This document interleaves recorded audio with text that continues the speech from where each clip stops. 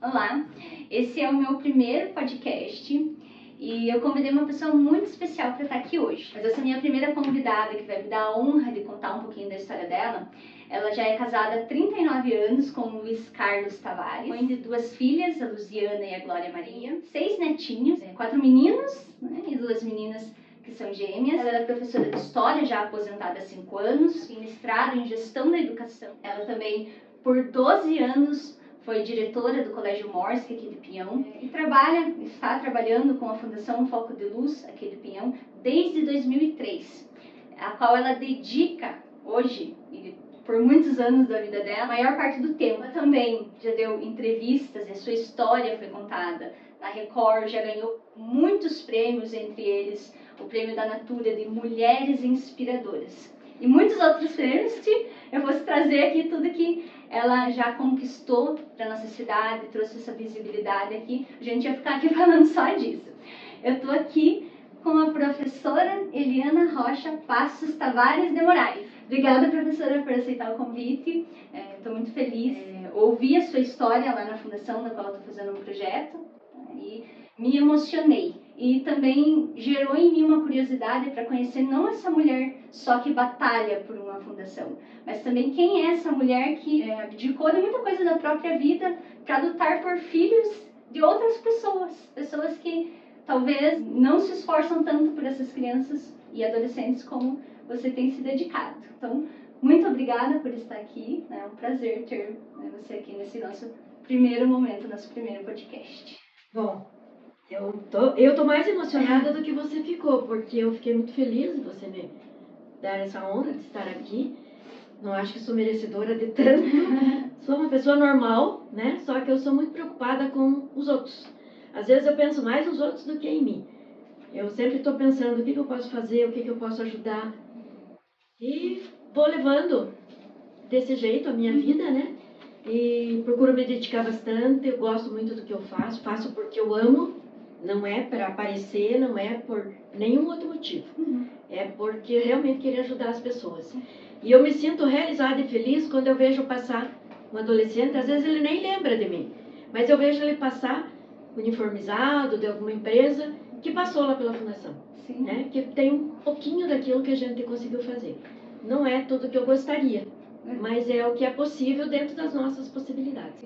Desde 2013, então, tem hoje pessoas que passaram por lá que já são adultas, já formaram famílias, provavelmente, né? A gente, inclusive alguns já estão sendo nossos professores de cursos da fundação. Então eles chegam, professora, às vezes eu nem lembro o que ele passou. Lembra? O meu primeiro trabalho foi a senhora que conseguiu aqui pela fundação. Digo, nossa, é mesmo? Aí eu lembro, né? Porque a gente, né, muita gente que a gente convive, já passaram mais de 1.200, 1.300, não sei exatamente quantos, diretamente atendidos adolescentes, né? Mas daí tem as famílias, tem os outros cursos. Então eu não saberia te dizer quantas pessoas a gente já atendeu. Mas é uma satisfação poder ajudar as pessoas. Eu acho que a gente só é feliz se a gente faz para o outro. Então conta assim para quem ainda não conhece, o que é a Fundação Foco de Luz, né? Como que ela surgiu? A fundação ela iniciou aqui em Pinhão em 2003 e começou até de uma maneira bem engraçada, porque eu já trabalhava voluntária com outras entidades, a Casa do Artesão, ajudava sempre as mulheres, sempre voluntariamente. E aí eu conheci uma mulher que era consultora do Sebrae, o nome dela é Sandra Stankizik Beatriz. E ela, dando a consultoria para as mulheres da Casa do Artesão, me conheceu, gostou de mim e disse, olha, não gostei demais de você, do jeito que você é, e vou te dar um presente. E eu fiquei, no presente? Ah, presente. Que bom, né? Quem que não gosta de ganhar presente? Quem não gosta? Aí ela me disse assim, não sei se é de grego ou se é de troiano. E eu quase disse não quero, porque eu sou professora de história. Conhece, né? Muito bem a Sei história, a história, né? de gregos e troianos. Fiquei assustada. Eu disse, mas o que você quer me dar? Ela disse, você já ouviu falar numa fundação? Eu disse, fundação de casa? Que a gente conhece para fazer uma casa, né? Ela, não, professora, é uma entidade que o nome dela é fundação. É diferente de uma cooperativa, é diferente de uma associação, é diferente de qualquer outro tipo de entidade. Então ela é uma fundação. É uma identidade própria. E como que é, por que ela é uma fundação? Porque ela é uma empresa privada, só que ela é de utilidade pública. Ela não é minha, não é ninguém da diretoria, como não era dela também. Ela que instituiu, ela que criou, mas não era dela. Era uma entidade gerenciada por várias pessoas.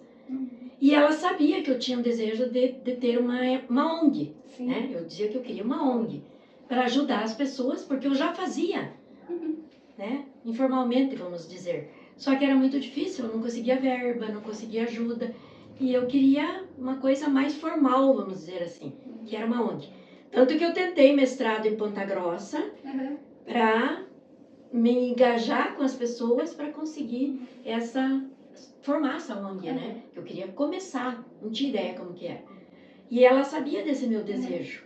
Ela disse, não precisa você fazer mestrado, eu vou te passar a fundação. Daí ela me contou a história dela, que ela era consultora do Sebrae, o marido dela fazia 6 meses que tinha morrido, foi assassinado aqui em Pinhão. Ele foi sequestrado ali em Reserva do Iguaçu, ele era médico, vindo de lá e sumiu. Ficou uns 3 anos mais ou menos desaparecido. Ela calculava que ele tinha morrido, né? Que ele tinha sido assassinado. Então ela disse, meu marido é o Dr. Gilberto, que desapareceu aqui em Reserva do Iguaçu. E aí eu fiquei, meu Deus, que força essa tua de estar aqui. Ela disse, pois é, ele me deixou muito endividada, com muitos problemas, e eu não estou conseguindo tocar a ONG, que né, tem que ter bastante dedicação. Aí eu disse, eu quero o presente de grego. Aí ela me explicou como que tinha que fazer, nós tínhamos que conversar com o Ministério Público, porque ela é acompanhada pelo Ministério Público. Essa é uma das diferenciações de ser fundação. Então ela presta contas para o Ministério Público. Né? Então todo ano a gente precisa fazer relatórios, prestação de contas, o promotor constantemente fica cobrando algumas coisas. Então essa é uma das diferenças de ser fundação. Daí ela disse, nós vamos ter que conversar com o Dr. Mauro, que é o promotor em Guarapuava. Eu disse, vamos, eu quero. Chegamos lá, ele fez um monte de pontos de vista para mim, né? Foi me assustando. Daí eu fui, pensei, será que eu quero? Será que eu tinha que entender que não era uma coisa que era simples, assim, pegar, né? E abrir mão na hora que bem entender. Sim, é uma coisa simples, né? Aí ele foi me explicando, me explicou, e eu disse, não, eu vou aceitar esse desafio. Eu gosto de coisa difícil, de desafios. E aí ele disse, vamos ter que né, você vai ter que ter algumas formações, umas capacitações, alguma coisa assim, para começar a entender como que funciona. Aí eu fui várias vezes em Guarapuava. Daí até que ele decidiu transferir para cá, para Pinhão, que foi em 2003. Então antes eu já estava me informando. Estava engajada. Já estava me preparando para receber a ONG. E aí formamos uma diretoria daqui de Pinhão e começamos com os trabalhos com a fundação. E a ideia da fundação qual que é? A gente não tinha muita ideia. Eu, na verdade... Era ajudar as pessoas. Eu queria trabalhar com adolescentes, que é o que nós trabalhamos hoje, que é a profissionalização. Encaminhar para o mercado de trabalho, o primeiro emprego, porque eu já conhecia o Jovem Aprendiz, eu já tinha estudado bastante. Então, eu queria implementar o Jovem Aprendiz. Então, eu fui conhecendo, buscando, né? Então, a gente começou... E parece assim, não é que parece, é que as coisas, o universo conspira a favor da gente. Quando a gente deseja muito, eu sou assim, quando eu quero muito uma coisa, eu me enfio de cabeça nisso, sabe? Eu me dedico totalmente. E isso vai acontecendo devagar, as coisas vão se ajeitando. E aí a gente já foi conseguindo algumas parcerias com a SESCAGE de Ponta Grossa, que é uma faculdade grande, você deve conhecer lá, né? Sim. Eles fizeram um projeto conosco de profissionalização. E ali nós começamos a encaminhar os adolescentes para os estágios. E foi muito bom, sabe? A gente teve momentos assim que a gente teve muitos adolescentes. Momentos de vacas gordas e momentos de vacas bem complicadinhas, quase morrendo. Sim. Então aí a gente começou a desenvolver os projetos e fomos crescendo, né? E como que está a fundação hoje? Hoje nós estamos com um projeto com o Itaú Social, que encerrou, que é inclusive o que você está nos ajudando, né? Que a gente tem um projeto com a Escola Morski, com a PMI. O ano passado inteirinho eu fiz capacitação, porque agora eles só mandam verbas para quem se capacita. Sim. Então primeiro eles exigem a capacitação, a pessoa entra, se capacita, Aí depois eles selecionam os projetos e aí que eles direcionam verbas. Então, é uma batalha meio que Constante. constante. Tem que estar sempre estudando, né? Então daí eu me capacitei, porque eu sempre busco, né? Vou buscando atividades. E aí eles selecionaram o nosso projeto. Foram 2 no Paraná, Pinhão e Mangueirinha, que era o foco, é abandono e evasão escolar de adolescentes. No caso nosso, que nós temos a parceria com o Colégio Morski, são os alunos e adolescentes do Colégio Morski, que se encerrou agora em junho. Então, o professor Fernando nos ajudou, né? A gente saber quem que éramos, que a gente iria atuar. Trabalhamos a parte de assistência social e psicologia para atendimento das famílias e dos adolescentes para descobrir o que era o problema, por que eles estavam desistindo, por que eles estavam abandonando a escola. Então, a gente fez essa busca, né, um trabalho em campo com a assistente social e com a psicóloga que foi contratada. Agora nós estamos trabalhando a parte de profissionalização, não é para os adolescentes, no caso para eles abandonarem a escola, é uma complementação, tanto para os adolescentes como para os familiares, para que eles tenham uma motivação, para que eles tenham um norte, uma direção, de não se sentir tão... Porque a maioria dos problemas que eles têm é econômica, social, psicológica, né? Então é toda uma gama de problemas que afeta aquela família e repercute dentro da sala de aula. Com a criança ou adolescente abandonando ou faltando muito, né? Que é na iminência do abandono. É bacana entender um pouquinho, assim, entender que não é uma coisa simples, é só abrir uma fundação e receber as crianças. Precisa de todo um trabalho, de voluntários, de correr atrás de projetos, de fazer projetos, correr atrás de verbas, né? Sim. E conta o que gerou em você. Você disse que já ajudava antes, né? Antes de 2003, você já participava de tudo que tinha ali para ajudar. Em que momento da tua vida, assim, você viu que é isso que eu quero ajudar as pessoas? Olha, desde que eu sou pequenininha ainda hoje, né? Mas eu era criança. Eu fazia campanhas com os meus colegas para conseguir alimento para os meus colegas que não tinham. Então eu ajudava as pessoas deficientes. Meu pai dizia assim, meu Deus, de onde que vem isso, né? Então eu procurava ajudar as pessoas, fazia campanhas para alimentos, para roupas, desde criança. Aí eu fui estudar fora, né? Durante quase 10, 12 anos eu estudei no internato de freiras em Prudentópolis. Então aí lá eu também tinha esse gosto, sabe? De fazer as coisas pelos outros. Existia um trabalho social lá também. Também. E a minha avó, foi a primeira professora daqui de Pinhão, o nome dela é Clara Passos Ferreira, o meu tio era prefeito e a minha tia era muito doente. Então a minha avó que atuava como primeira dama, né? Então ela criou a PMI, que é a entidade que nós somos parceira hoje, em 1969. Veja a visão dessa mulher que morava em Curitiba, que era estudante normalista naquela época, né? Aí ela se casou com meu avô, veio para Pinhão, e aí ela começou a trabalhar com as pessoas. Ela tinha uma pensão, que ela cuidava das meninas que vinham do interior para estudar. Então ela sempre teve essa vontade de ajudar as pessoas. Acho que veio um pouquinho dela, sim, né? Um exemplo, então, né? É um exemplo que não sei, é inato na gente, né? A gente já tem aquela predisposição para alguma coisa. É bonito ver a tua história com a fundação. E uma das coisas que você falou e também me emocionou muito, que é isso que você diz aqui, né? Quando a gente tem um foco, um objetivo, as coisas vão caminhando para aquilo dar certo. E na tua vida, pelo que você contou, você sempre teve esse foco, mesmo que no caminho as coisas fossem tendo que se adaptar àquilo. E recentemente aconteceu algo na tua vida também que, né, quase te tirou o foco disso tudo, né?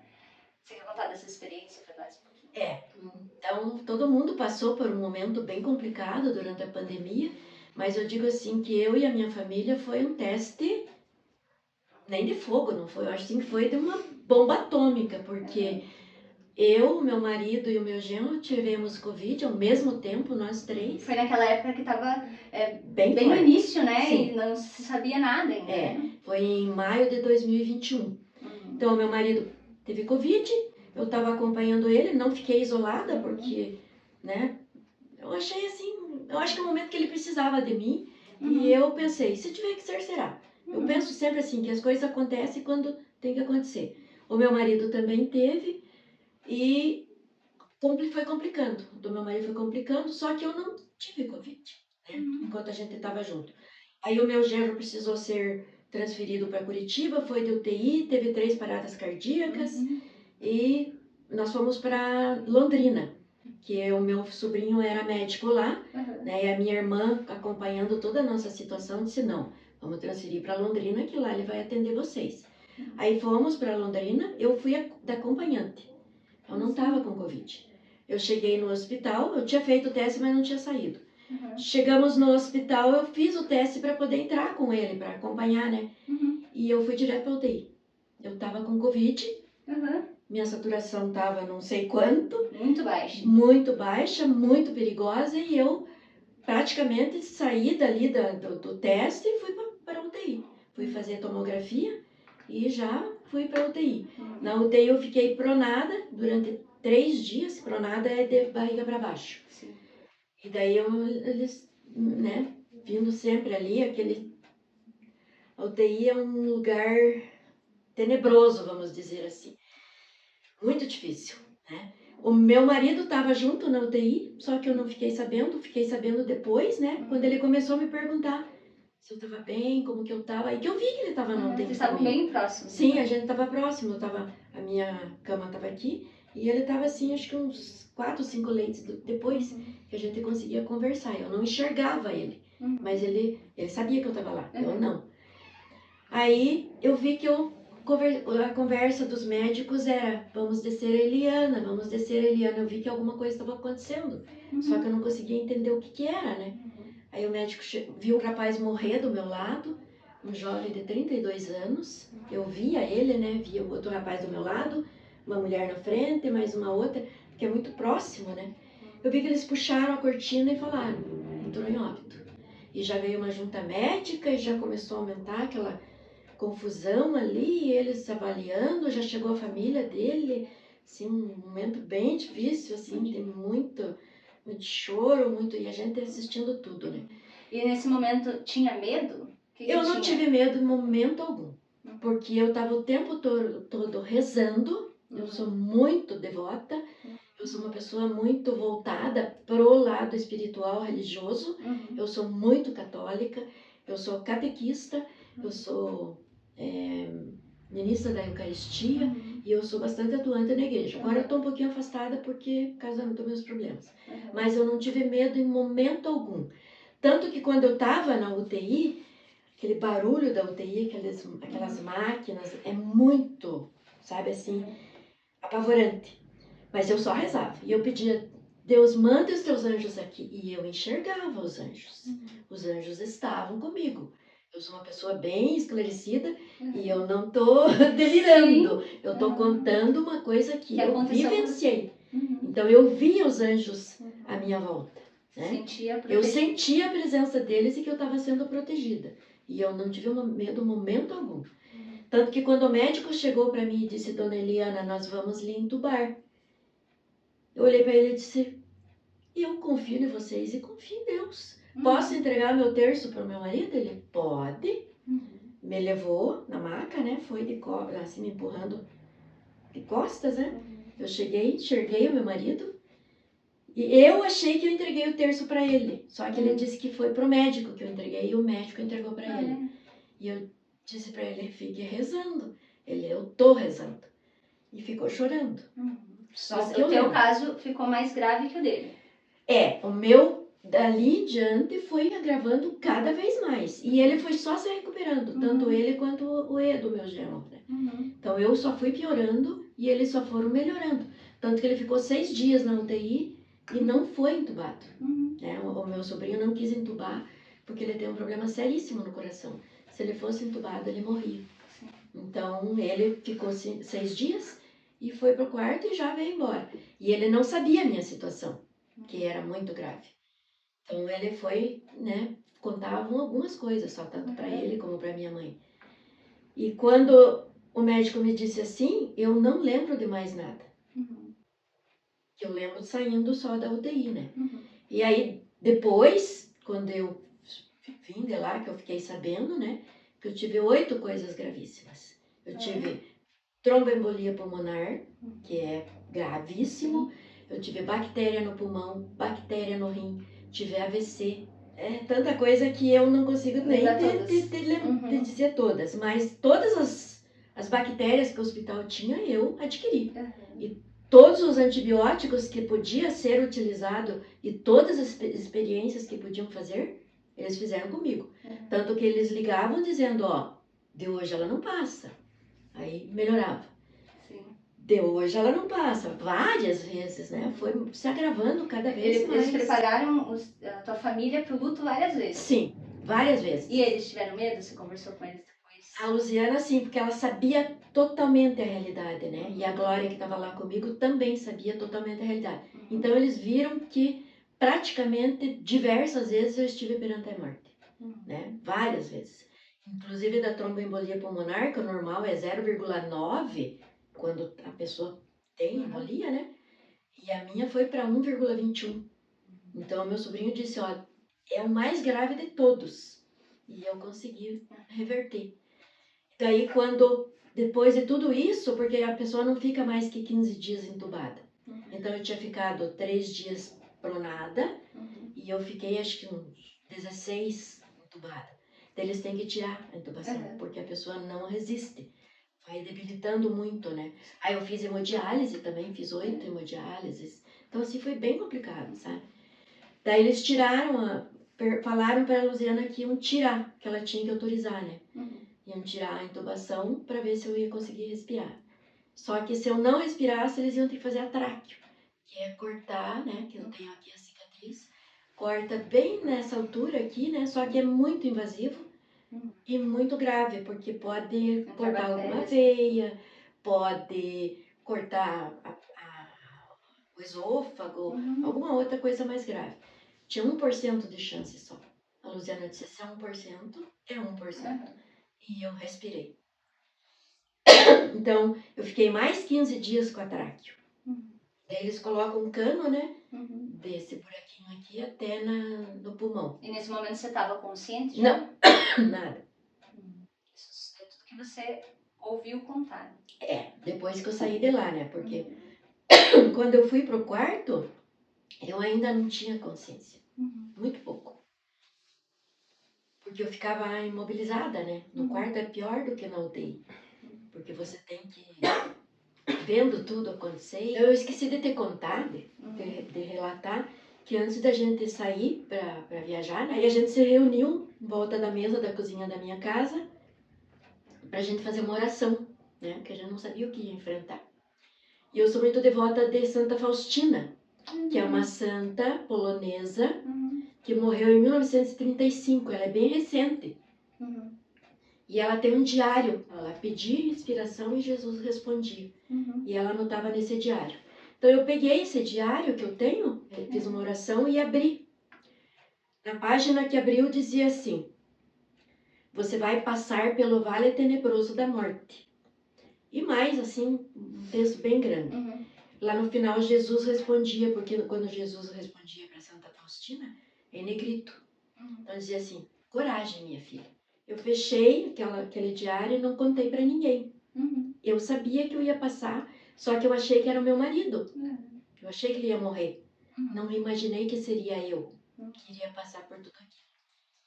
Então, lá na UTI, eu conversava com Santa Faustina, né, espiritualmente. E ela estava sentada do meu lado. E ela segurava a minha mão. E o Jesus misericordioso, não sei se você conhece a imagem, mas ele tem a mão levantada e do coração dele jorra água e sangue, que é a misericórdia de Jesus, porque Jesus veio para salvar as pessoas, né?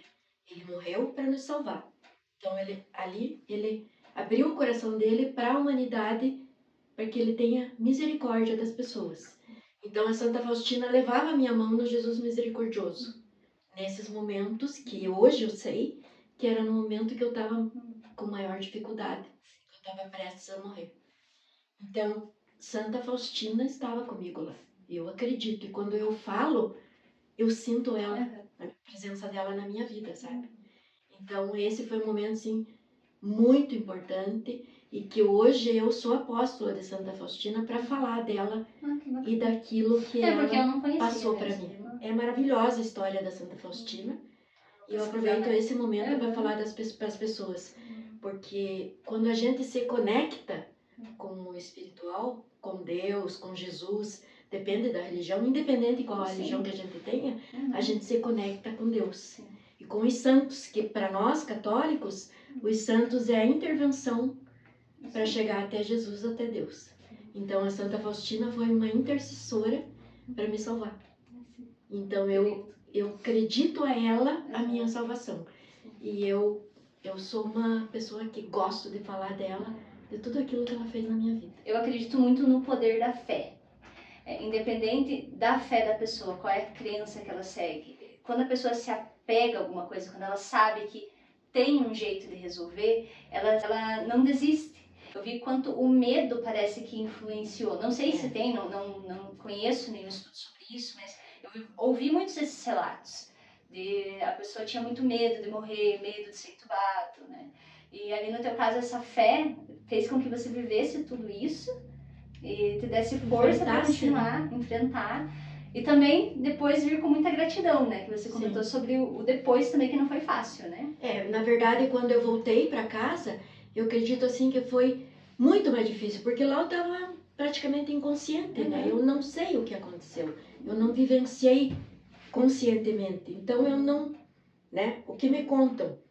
Mas em casa, depois que eu fiquei 2 meses em cadeira de roda, eu não comia, eu não tomava banho sozinha, nada, eu não fazia nada.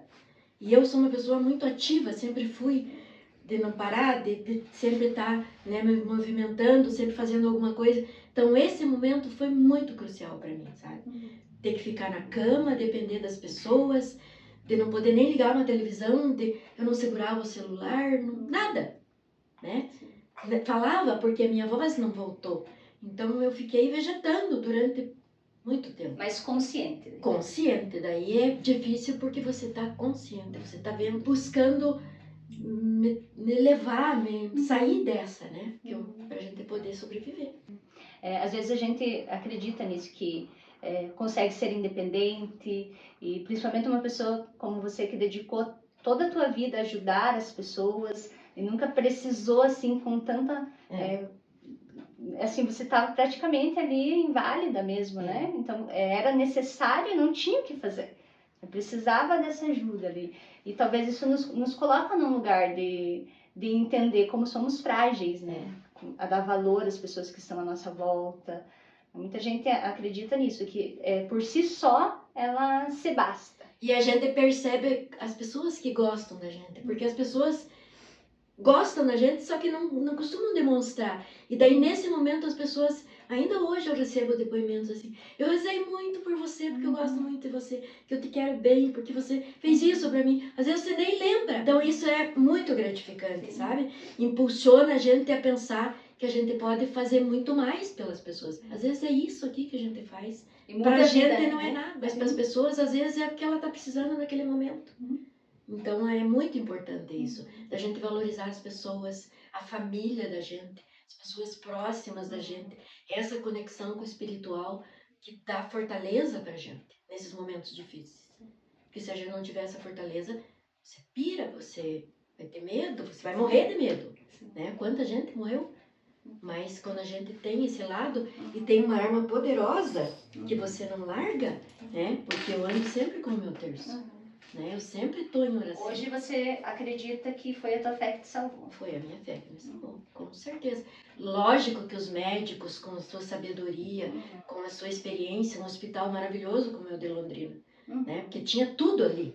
O meu sobrinho, né, que era o médico que nos levou para lá, que estava o tempo todo do nosso lado, do meu lado, do Luiz e do Edo. Infelizmente, dali 3 meses, ele faleceu num acidente gravíssimo, né? Então, isso foi assim, sabe, desabou a família da gente, né? Porque ele que praticamente nos salvou. Eu digo assim, vocês, né? Que ele estudou para salvar a nossa família. mas a gente tem a fé. A gente sabe que Deus está presente, que as coisas ruins acontecem porque é uma lei natural. Não vai acontecer com todo mundo. Não é porque eu sou católica, porque eu rezo, porque que não vai me acontecer as coisas.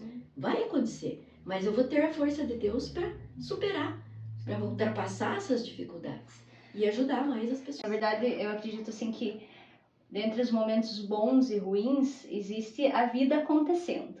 E a gente precisa olhar para esses momentos bons e ficar muito feliz, né, e aproveitar eles, e olhar para os momentos ruins e buscar um aprendizado, né. Tem uma história que eu gosto muito, dizem que foi Chico Xavier, consegui ter a certeza disso, que ele tinha no quarto dele, em cima da cama, a frase "isso também passa". E questionaram ele, mas o que significa isso?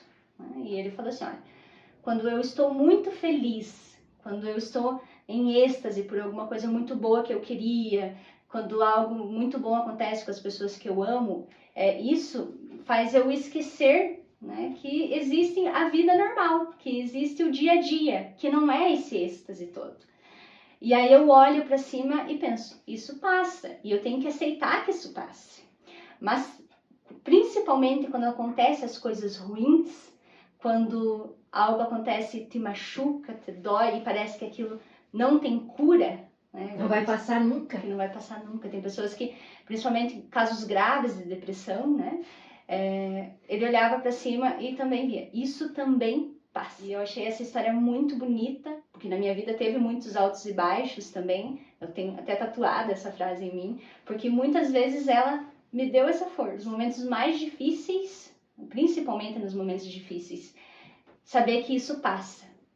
E ali, para você, esse momento passou, né? Foi bonito de ver essa trajetória, a tua recuperação.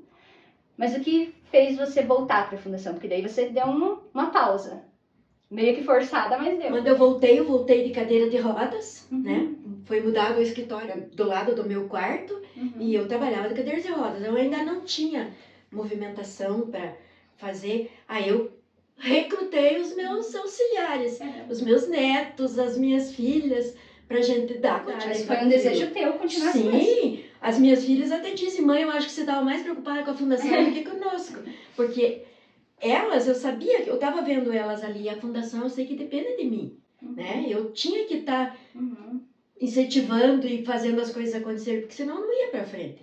Então eu dizia, eu preciso voltar para a fundação, eu preciso ver os projetos, eu preciso... E voltei doente, né? No frio do inverno, eu me enrolava, trazia aquecedor e sentava na frente do computador e o meu netinho ia lá e eu ditava para ele, porque daí eu não tinha mais mobilidade, né? Eu não tinha como força para fazer isso. E daí eu recrutei um monte de gente e consegui alguns projetos nesse período que as pessoas me ajudaram. E isso me impulsionou bastante, porque eu pensava, não, eu tenho que viver pela minha família, pela minha vida, mas também para ajudar as pessoas. Né? Que muita gente depende da gente, né? Eu lembro de uma frase que você disse naquele dia lá que a gente estava conversando na fundação, que talvez você tenha ganhado mais uma chance, né, que você continuou viva porque tem muita coisa para fazer ainda. Ah, minha tarefa tá grande. Às vezes eu paro e penso assim, de manhã eu acordo e penso, meu Deus, o que eu tenho que fazer ainda que eu não fiz? Porque a gente não tem muito discernimento disso, né?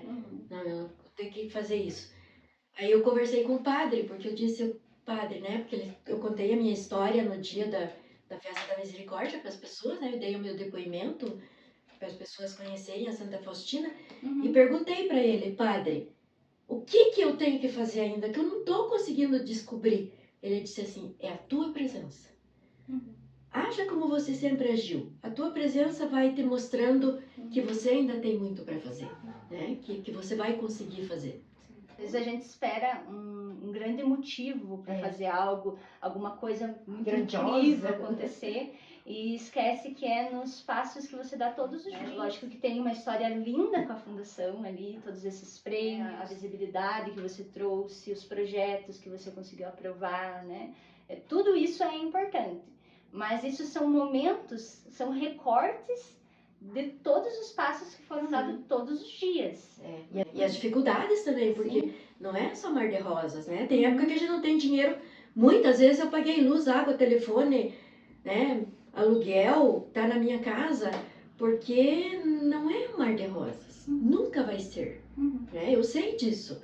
Então eu tenho que ter força para conseguir segurar nesses momentos, né? Porque no momento eu gosto muito de ver a fundação cheia de gente trabalhando, mas tem dia que eu tô sozinha lá.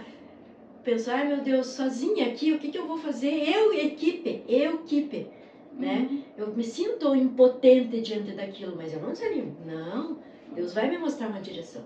Eu vou, uma hora as coisas vão melhorar. E eu tenho sempre essa certeza. Eu achei muito lindo, eu tô ali, é muito recente, né, meu contato com a fundação. A gente tá fazendo um projeto ali com os alunos do ensino médio de orientação profissional, né? Vocês ofereceram espaço pra gente. Foi muito importante, a gente está tendo contato com esses jovens, com esses adolescentes, e eles têm espaço também para falar, né? E infelizmente, né, a população em geral está adoecendo, mas esses jovens talvez de uma forma diferente que a gente nunca viu, né? Então, esse ouvir eles, orientar ali, acho que a gente está na direção do profissional, mas é uma coisa só. A profissão é dessa pessoa, então ela tem que estar bem com a profissão. Então eu fico muito feliz de poder usar o espaço. Eu estou mais feliz que você.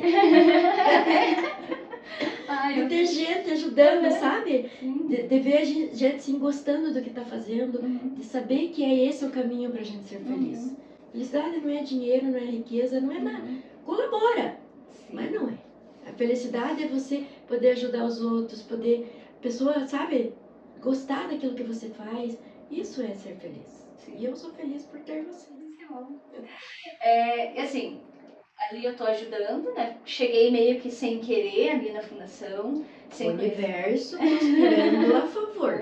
Querendo que fique ali. Fui lá na PNI também, né? Pra fazer uma fala lá com as meninas da panificação esses dias, que foi muito bonito também. Então conheci um pouquinho lá. E vi assim que existe muita força de vontade de vocês. Tem também a professora Sônia, né? Uma pessoa incrível. A equipe é muito boa. Assim, parece que ela também tem uma ânsia de ajudar. E assim, lógico que a gente sempre tem a desculpa, eu quero ajudar mais, mas não tenho tempo. Eu acredito que o tempo é a gente que faz. Eu nunca tive tempo para nada, mas eu sempre fiz aquilo que me pediam. E hoje eu gosto de pedir coisas para as pessoas que não têm tempo. Né, Camila? Camila escondidinha ali. Que nos ajuda. Né? A Camila ali que me ajuda bastante. Ela trabalha com muitas coisas, né? E eu confio muito no trabalho dela, porque tudo que, né, a gente conversa para ser feito, ela se dedica muito a fazer.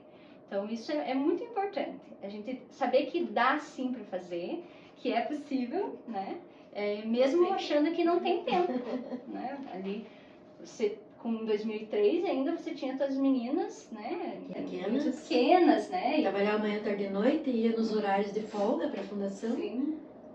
E conseguiu fazer. Claro, a gente não pode exigir que ninguém faça, né? Mas tem essa retribuição que você diz, né? Que o universo traz. Eu acredito também nisso. Eu acredito de uma forma diferente. Eu acredito que quando você está fazendo algo para alguém, você está tendo possibilidades de conhecer pessoas novas, e isso vai abrindo portas, e essas portas abertas fazem com que as coisas aconteçam para você, as pessoas saibam que você é uma pessoa boa, que você é comprometido. Então, abrir portas, lógico, não fazer para isso, né? Mas você fazer o bem para o outro faz com que as coisas aconteçam para você por isso, na minha opinião, né? Olhando nesse sentido. E entendo quando a pessoa fala que o universo está respondendo, né, que é uma resposta divina. Também tenho a minha crença em Deus, mas eu olho muito para isso, que quando você dá um jeito de fazer alguma coisa, né, essa recompensa que vem, não é recompensa nem dos outros, nem do que você está vendo nos adolescentes, ali nos jovens, mas o que acontece dentro de você. É quando você está ali, no momento que eu bato o cadeado, quando eu vou sair, sabe? Que dá aquele... Como foi bom? Missão cumprida. Né? E foi muito gostoso. E eu falei assim, eu não quero me desvincular, né? Acho que esse é só o primeiro projeto que a gente vai fazer. Lógico, sumindo aqui um compromisso, mas a gente não sabe o que vem para o futuro, né? Se fico aqui na cidade, como vai ser. Mas quero continuar. E também queria professora, que você contasse um pouquinho para as pessoas que querem ajudar. Conta um pouquinho o que dá para fazer. Então, existe uma possibilidade financeira, porque a gente precisa de pessoas, mas também precisa do financeiro para a gente poder desenvolver os projetos, né? Não adianta a gente se iludir, né? Através do imposto de renda, né? É uma das possibilidades. Como que eu faço? Eu dou para a fundação, deposito na conta da fundação, e aí eu vou lá e mostro para a presidente, que é a Cirlei, a diretoria, né? Tem a presidente, tem a tesoureira, tem conselho fiscal, tem conselho, uma equipe grande, são 15 pessoas. Nossa. Aí eu mostro, Cirlei, eu depositei esse valor, então eu gastei, né? Eu pago luz, água, telefone, né? Eu invisto algumas coisas que a fundação não tem. Aí eu mostro para ela, Cirlei, eu investi aqui. Eu digo, você assina um recibo para mim, que eu doei, né? Sim. Que é uma doação que eu fiz. Uma doação. E aí, quando eu faço o imposto de renda, eu utilizo esse recibo assinado por ela para abater no meu imposto de renda. As doações que são feitas lá podem ser utilizadas como abatimento no imposto de renda. Existe uma doação muito maior da tua parte, né, em relação à fundação. E tudo o que passa pela fundação, que a gente não recebe dinheiro. Se você vai querer me doar dinheiro, eu digo, vai lá e deposita na conta da fundação para passar pela contabilidade.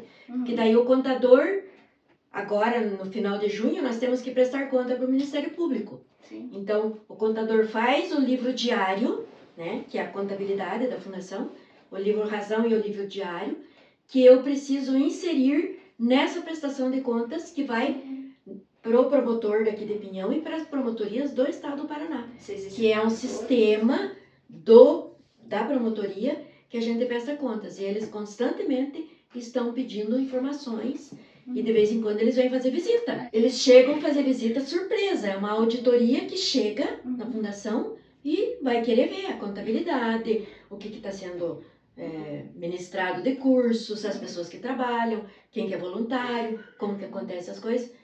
Então, é uma coisa muito séria. E o Ministério Público sabe que envolve justiça, né? Então, é um acompanhamento muito sério. E eu levo muito a sério, porque eu gosto que as coisas sejam transparentes, né? Que nem as pessoas, nós temos aquela construção que nós estamos fazendo lá no bairro Dona Ivanira, né? Fazem mais de 10 anos que a gente está construindo.